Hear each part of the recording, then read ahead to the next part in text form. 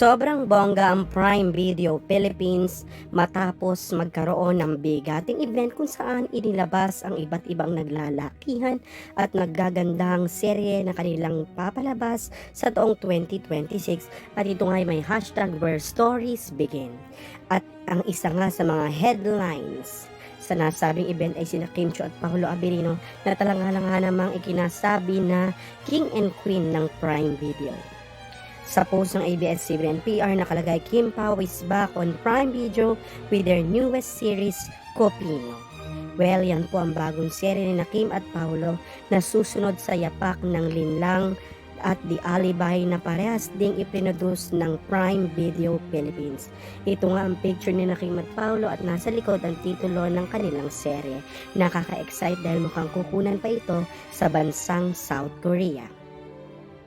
Bonggang-bongga nga dahil sabi ng mga tagahanga, P-Project it is. Kasi nga never ever mauumay.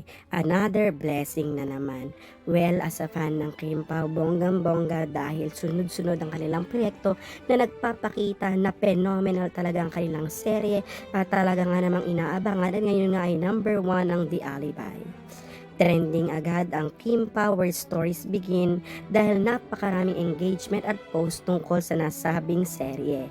At syempre, nag-trending din ang King and Queen matapos lumaganap ang post na may caption na sina Kim at Paolo ang King and Queen ng Prime Video.